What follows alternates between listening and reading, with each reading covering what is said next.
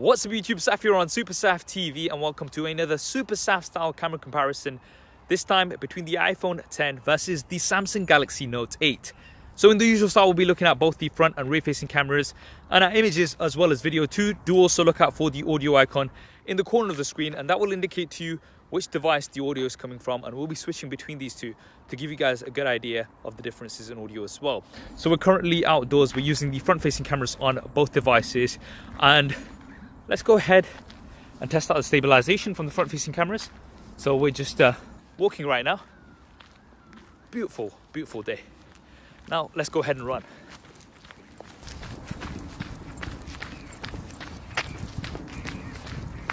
Now we've moved on to the rear facing cameras. This is a really good test of dynamic range performing at 4K 30 frames a second. Now both of the cameras have a telephoto lens as well, which means we can zoom in, and both are also optically stabilized when at ×2. So it's going to take a bit of a walk with both cameras here. Switch back to the regular,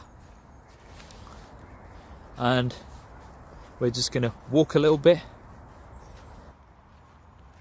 and now we're going to run.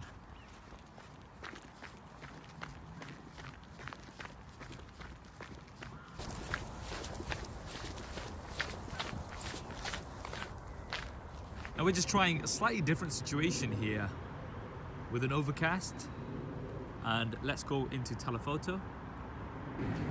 And just to test out stabilization at telephoto, we're going to be walking a little bit.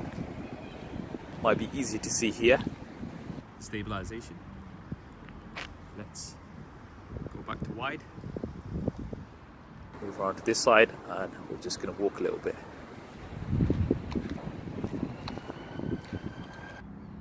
Now just testing out the autofocus on the iPhone X. Seems to be doing really well. Now with the Note 8. Man, that dual pixel autofocus is just rapid. Just look at that. Boom.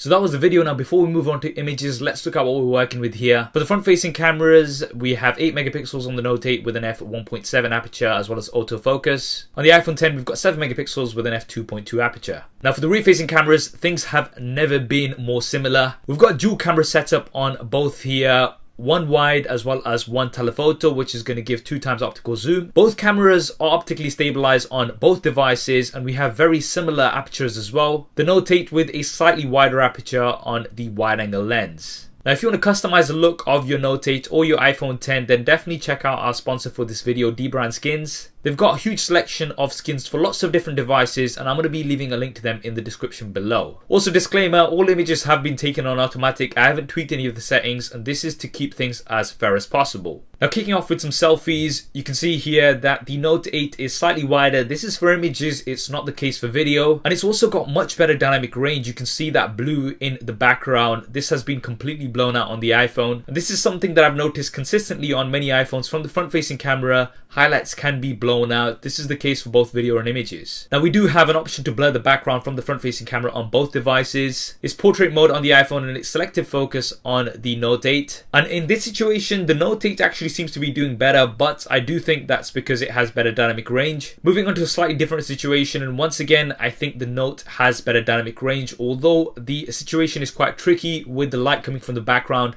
We still have a bit of blue in the background of the Note. Now trying out the blur on this situation, the iPhone is doing better. And this is something that I've noticed on the Note when trying to use the selective focus. You do need quite some distance between the subject and the background for it to work properly. And you can see here, because we do have this mammoth in the background, it hasn't done a great job. On a side note, I'd like to say that I think the Pixel actually does better than both of these, but that is for another video. Now moving on to low light selfies, the Note 8 brighter here. You can see more details in my face as well as in the background. Using the front facing flash, I think the Note 8, although it is brighter, it has washed out the image slightly. The iPhone, not as washed out. I think this is going to come down to your personal preference. Now in outdoor macro shots, I think both are doing pretty good here. I'd say the color of the flower was in between these two. The Note 8 does seem a tad sharper, but overall I think both are doing a really good job. Now in outdoor wide shots, I think both are doing good once again, but the Note is more vibrant. Also seems a tad brighter here in this situation. Using the telephoto camera on both, once again, both doing really good. The Note 8 a tad more vibrant once again. Now I wanted to test out the dynamic range of both of these, so I shot directly into the sun here. And here I would have to give the edge to the iPhone.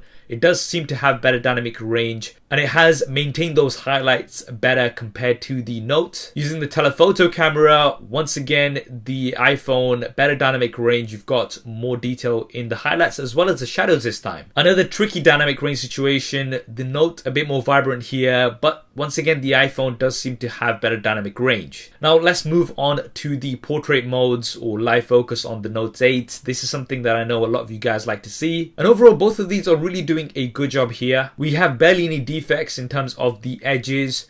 The Note 8 does seem a tad sharper. Trying out another shot, and here I do think the Note 8 is better. It's brighter and it's also sharper. Slight differences in color, which I think will come down to personal preference. Now one last test on portrait mode. I just wanted to test out the dynamic range while we're in portrait mode. Here I think the Note 8 is doing better in terms of maintaining those highlights. On this mask you can see that the highlights are slightly blown out on the iPhone. Now on the Note you can adjust the blur after the fact, so you can decide how much blur you want. On the iPhone you do have studio lighting, which will let you add some effects after the fact. Some of these work quite well, some not so much. Now moving on to some low light shots. So we're outdoors in low light here. I think both are doing really good here. We've got the moonlight in the background. The Note does seem a tad brighter, but there's not really much between these two. Now a situation with some more tricky lighting, and here I would have to give the edge to the Note. We've got more noise on the iPhone. The Note 8 has done a better job of clearing up that noise. A final shot in low light, once again both doing really well here, but the Note tad brighter as well as a tad sharper, I would say. So there we have it, the super SAF style camera comparison between the iPhone 10 and the Samsung Galaxy Note 8. Overall both did absolutely great. Now when it came to front facing camera images,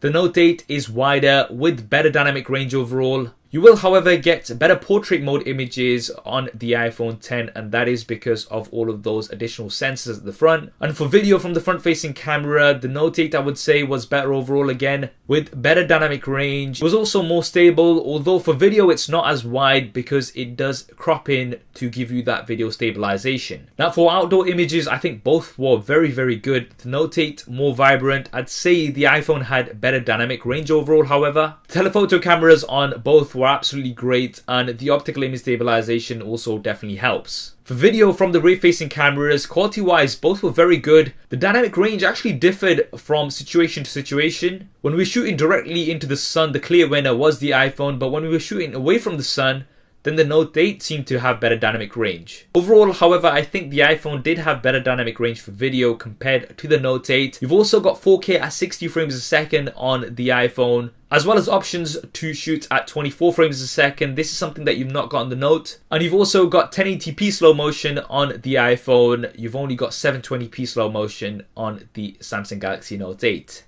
For the background blur effect, I think both actually did a great job, but for me, I did prefer the Note 8, which was sharper, and also because you can edit the blur after the fact. Now for low light, I think it was close, but the Note 8 would win for me overall with less noise and brighter images. For audio, it was actually much closer this time. The iPhone did seem to be a little bit louder compared to previous models, but we still have stereo audio on the Note 8 versus mono audio on the iPhone. So overall, I would have to give the win for audio to the Note 8. Now camera comparisons have never been closer before. Both of these devices performing exceptionally well, and they're definitely some of the best smartphone cameras that you can buy right now. That's what I think anyway. What do you guys think? Definitely drop me a comment below. Let me know. If you want to see more images from lots of different devices, then give me a follow on Instagram. I'm at SuperSafTV. I hope you enjoyed this video and found it useful. If you did, then please do hit that thumbs up button for me. It really does help me out. And if you want to see more SuperSaf style camera comparisons like this, then make sure you have subscribed and switch on notifications. Thanks for watching. This is Saf on SuperSafTV, and I'll see you next time.